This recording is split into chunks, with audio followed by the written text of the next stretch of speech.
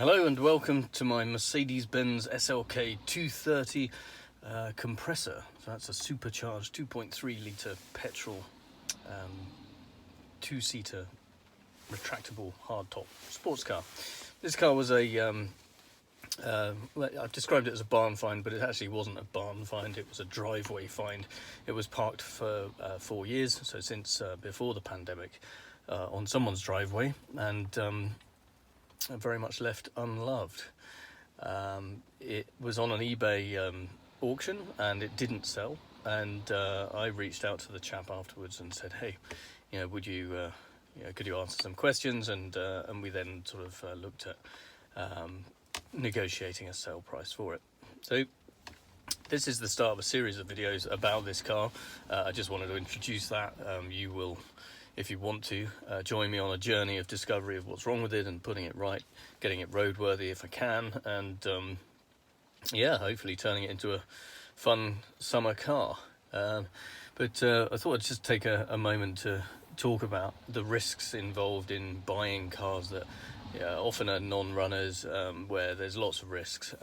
eBay is a sort of risky place in itself, because you're committing to a purchase of something that you may not have actually seen, there's lots of risks associated with that. So there's a few ways that I control those sorts of risks when looking at cars. This is the second one I've bought where I thought it was potentially a non-runner and there were lots of risk.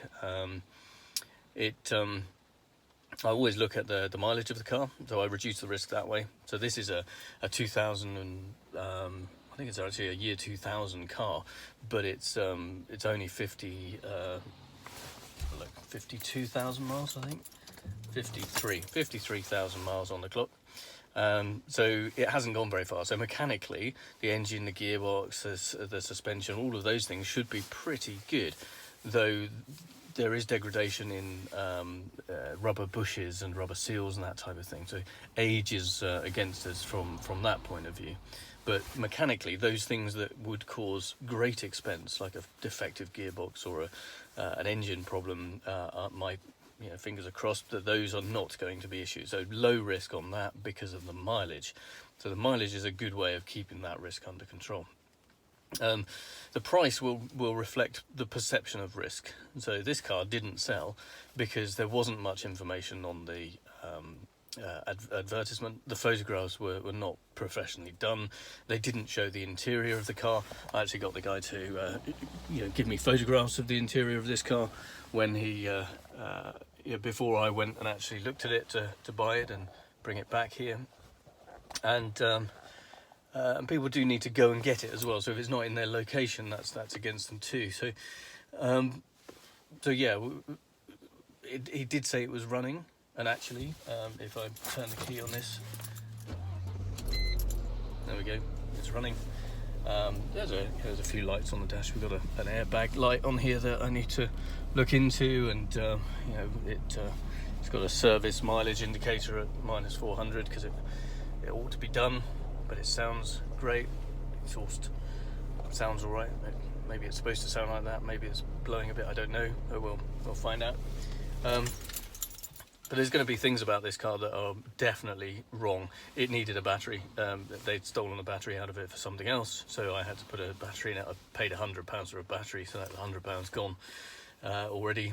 I know the front wings are rusty. That's a classic thing that happens on these SLKs, so I'm going to have to replace the front wings and either respray them myself to the right colour or get a body shop to do it if I want it to be a really good job. Bearing in mind this is a 24-year-old car and it's not worth very much. I'm undecided on that. I'll take a view on it.